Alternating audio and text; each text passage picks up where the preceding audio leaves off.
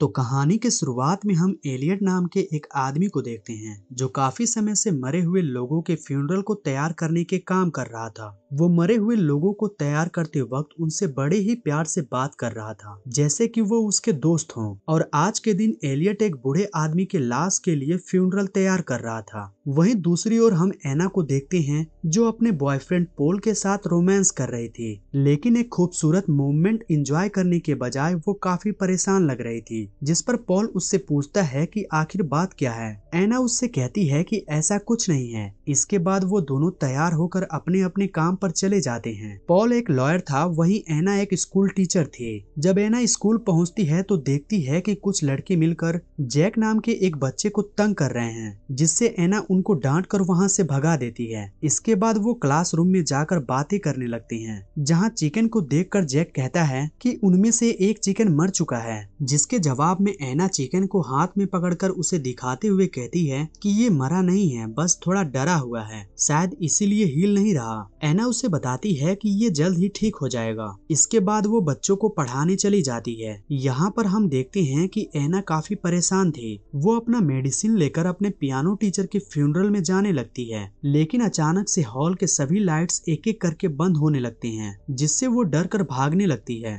लेकिन तब तक वहाँ की सारी लाइट्स बंद हो चुकी थी। जैक आकर वहाँ की सारी लाइट्स ऑन कर देता है। यहाँ उसे देख एना को काफी अच्छा लगता है और फिर वो उसी के साथ स्कूल से बाहर आती है। इसके बाद एना यहाँ से सीधे अपने पियानो टीचर के पास पहुँचती है, जहाँ हम देखते हैं कि ये उसी बूढ़े आदमी का लाश होती है जिसे हमने कहानी की शुरुआत में देखा था। इसके बाद एना एलियट को देखती है जो उस बूढ़े आदमी के वाइफ से बात कर रहा होता है। इसी दौरान एना की नजर अपने टीचर की लाश पर पड़ती है तो उसे उनके ओठ हिलते हुए नजर आते हैं। ये देखकर वो हैरान होने के साथ डर भी जाती है, लेकिन इस बात को अपना वहम मानकर वहाँ से बाहर चली जाती है, जिसे जाते हुए एलियट काफी अजीब तरह से देख रहा होता है। फिर रात में एना पॉल के साथ डिनर पर जाती है। दरअसल पॉल को अपने काम के सिलसिले में शिकागो में जाकर रहना होगा, जिस बात को एना से वो बताना चाहता था, पर ये बात उसे बताते ही एना उल्टा उस पर भड़क जाती है, क्योंकि उसे ऐसा लग रहा था कि पॉल उसे इस वजह के कारण छोड़ देगा, जबकि वो बेचारा तो ये बात बताने के बाद उसे शादी के लिए प्रपोज करने वाला था ताकि उसे अपने साथ ले जा सके। लेकिन एना इनसिक्योर की नजर की वजह से दोनों में लड़ाई हो जाती है। पॉल उसे समझाने की कोशिश करता है, मगर एना उससे गुस्सा होकर वहाँ से सीधे घर की तरफ निकल जाती है। और वो जब गुस्से में कार चलाते हुए अपने घर की तरफ जा रही होती है, तभी उसके पीछे हम एक वाइट वैन को देखते हैं जो लगातार हॉर्न बजा रही थी, और उससे परेशान होकर एना गाड़ी और तेज भगाने लगती है। यहाँ से सीन शिफ्ट होता है और हम एलियट के फ्यूनरल होम को देखते हैं, जहाँ एना एलियट के सामने बेहोश पड़ी थी। कुछ देर के बाद होश आने पर एना एलियट से पूछती है कि मैं कहाँ पर हूँ, जिस समय एलियट उसे बताता है कि तुम्हारी कार की एक्सीडेंट हो गया था और उस एक्सीडेंट में तुम मर चुकी हो। एलियट की इस बात पर एना को विश्वास नहीं होता, इसलिए एलियट उसे उसका डेथ सर्टिफिकेट दिखाता है जिसमें एना का नाम लिखा हुआ था। तभी एना अपने शरीर को हिलाने की कोशिश करने लगती है, लेकिन काफी मकसद के बाद भी वो ऐसा नहीं कर पाती। उसी टाइम एलियट एना के घाव वगैरह साफ करके आराम करने के लिए वहाँ से चला जाता है। वहीं अगली सुबह पॉल जब सोकर उठता है तो उसे पिछली रात हुए एना और उसके झगड़े के बारे में सोचकर काफी बुरा लगता है, और ऊपर से ये भी सोचकर काफी ज्यादा उदास था कि एना ने उसे एक बार भी कॉल नहीं किया। इसलिए वो तुरंत एना के कॉल पर कॉल लगाने लगता है, लेकिन एना की फोन तो एलियट के पास था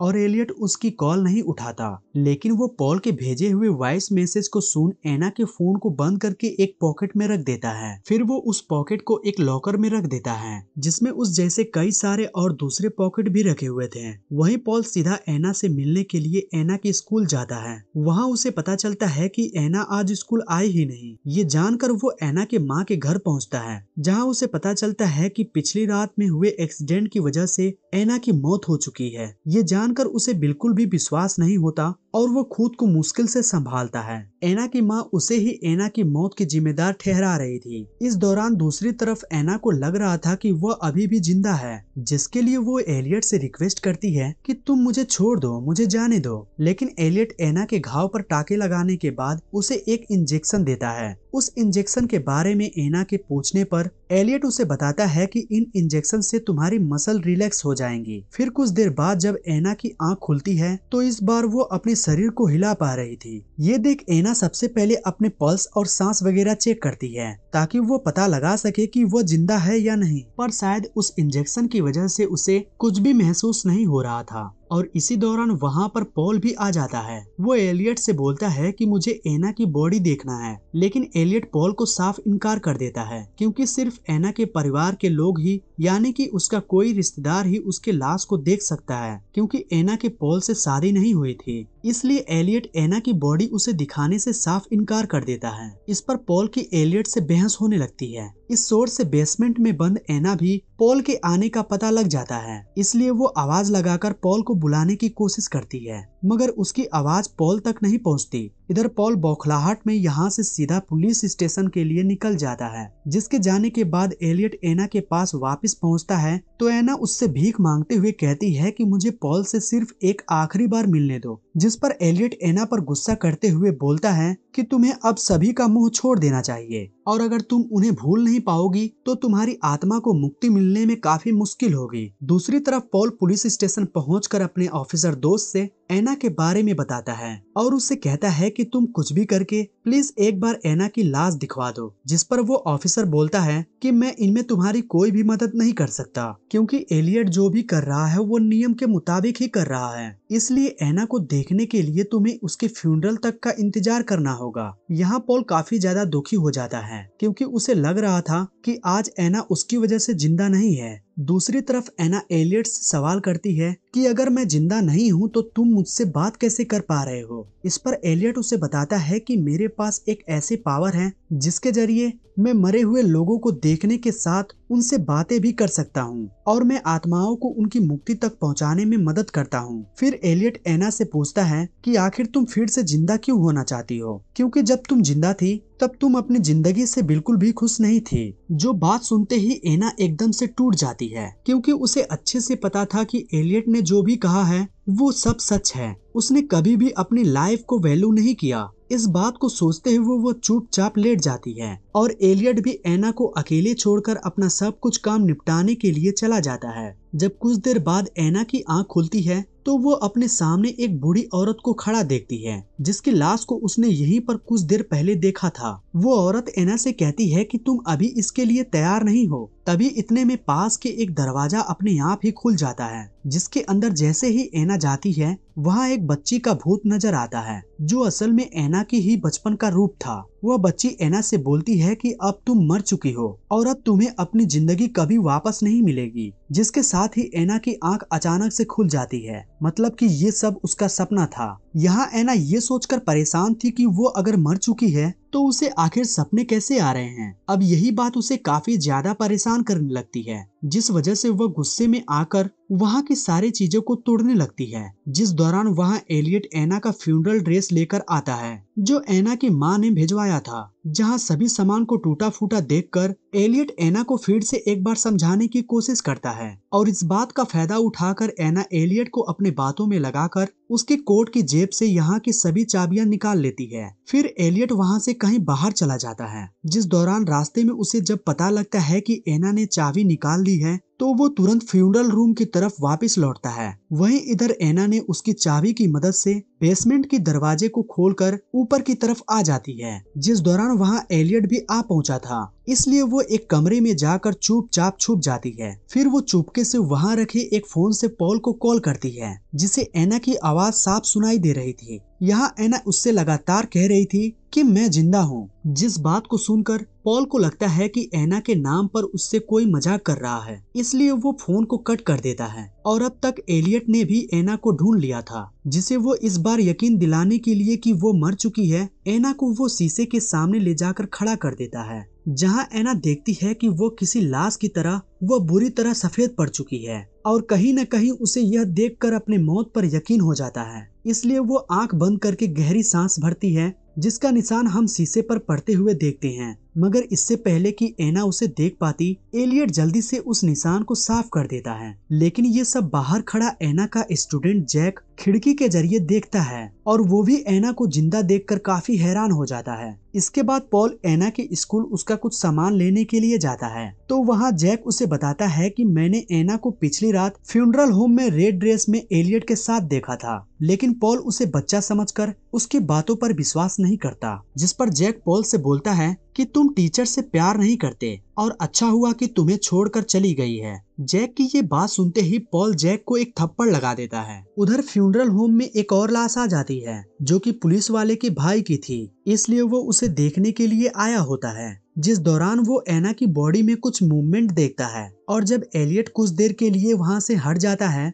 तो वो पुलिस वाला एना की पल्स को चेक करता है, जिससे कोई हरकत नहीं होती। दूसरी तरफ जब पॉल अपने घर की तरफ जा रहा होता है तो उसे रास्ते में एक दुकान पर एक रेड ड्रेस नजर आती है, जिसे देखते ही उसे याद आ जाता है कि उस दिन एना ने बिल्कुल ऐसे ही ड्रेस पहनी हुई थी, जिसके बारे में जैक भी उसे कुछ देर पहले बताने की कोशिश कर रहा था। उसने इसी ड्रेस में एना को पिछली रात देखा था, इसलिए वो तुरंत फ्यूनरल होम के बेसमेंट के दरवाजे पर पहुंचकर एना को जोर जोर से पुकारने लगता है। यहाँ उसकी आवाज एना भी सुनती है, मगर अब उसने खुद को मरा हुआ मान लिया था। इस वजह से उसे यह लगता था कि उसकी आवाज पॉल को सुनाई नहीं देगी, इसलिए वो चुप रहती है। यहाँ पॉल एलियट से जैक का जिक्र करता है कि उसने एना को पिछली रात उसके साथ देखा था, पर एलियट का कहना था कि वो तो एक बच्चा है और बच्चे इस तरह के बातें बनाते रहते हैं। लेकिन पॉल को यकीन था कि एना जिंदा है, इसलिए वो एक बार फिर से सीधा पुलिस स्टेशन पहुंचता है, जहां वो अपने दोस्त से एलियट के बारे में बताते हुए कहता है कि मुझे लगता है कि एना जिंदा है, इसलिए उन्हें एक बार फ्यूनरल होम की तलाशी लेनी चाहिए। इस पर वो उसे डेथ सर्टिफिकेट दिखाते हुए बोलता है कि डॉक्टर ने खुद एना की मरे हुए की पुष्टि की है। लेकिन पॉल का ये कहना था कि आजकल ऐसी ड्रग्स आती हैं जिसकी मदद से पल्स और हार्ट को इतना स्लो किया जा सकता है जिससे किसी को भी यकीन दिलाया जा सकता है कि उसके सामने वाला मर चुका है। तो हो सकता है कि एना को ऐसे ही कोई ड्रग्स या इंजेक्शन दिया गया हो। लेकिन यहाँ हम उस पुलिस वाले को भी देखते हैं जो उस फ्यूनरल होम में अपने भाई को देखने के लिए गया था। वो पॉल की बात सुनकर उसे बताता है कि उसने वहाँ एना की पल्स चेक की थी, तो वो बिल्कुल भी चल नहीं रही थी। यहाँ सभी को लग रहा था कि पॉल एना की मौत के गम में पागल होता जा रहा है। दूसरी ओर हम जैक को उस फ्यूनरल होम के पास देखते हैं, जहाँ एलियट उसे देखकर उससे सवाल करता है कि क्या कल रात तुमने भी एना को यहाँ देखा था। इस पर जैक हाँ में जवाब देता है, जिस पर एलियट जैक से बोलता है कि तुम्हारे पास भी मेरे ही तरह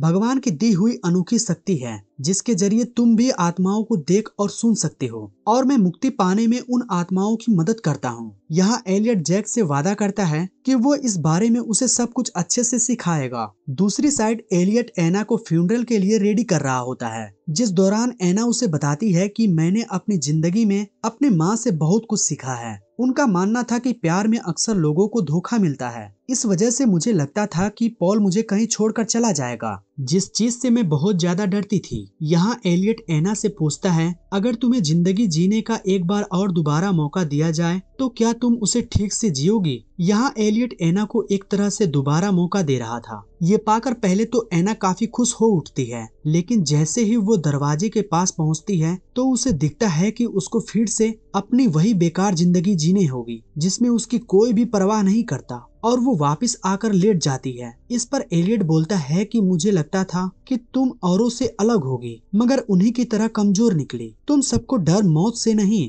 बल्कि जिंदगी से लगता है। इसके बाद अगले सीन में हम एलियट को कब्रिस्तान में एना को दफन करने के लिए गड्ढा खोदने के लिए जाता है। यहाँ उससे मिलने के लिए जैक आता है, जिससे एक बार एलियट सच बताते हुए कहता है कि असल में वो मरे हुए लोगों से बात नहीं करता, बल्कि वो उन जिंदा लोगों की मुक्ति दिलाने की कोशिश करता है जो अपनी जिंदगी को ठीक से नहीं जीते। वो लोग हमेशा डिप्रेस और दुखी रहते हैं और उनके मुताबिक वे मरे हुए के समान हैं। यहाँ हम एलियट की बातों से समझ पाते हैं कि वो एक सीरियल किलर है और वो जिंदगी को अच्छी तरह से ना जीने वालों को मारने का काम करता है, क्योंकि उसके मुताबिक जिंदगी एक अनमोल तोहफा है जिससे कुछ लोग डिप्रेस और दुखी रहकर बर्बाद कर देते हैं। दरअसल उस रात जब एना का एक्सीडेंट हुआ था तो वहाँ हमने एक व्हाइट वैन देखी थी जो एलियट की थी और उसी ने एना का एक्सीडेंट करवाया था। फिर उसने एना को एक ड्रग दी जिसकी वजह से उसकी हार्ट बीट स्लो हो गई और डॉक्टर ने उसे मरा हुआ डिक्लेयर कर दिया। फिर वो एना को अपने फ्यूनरल होम में ले आया जहां उसने उसका मेकअप उस तरह से किया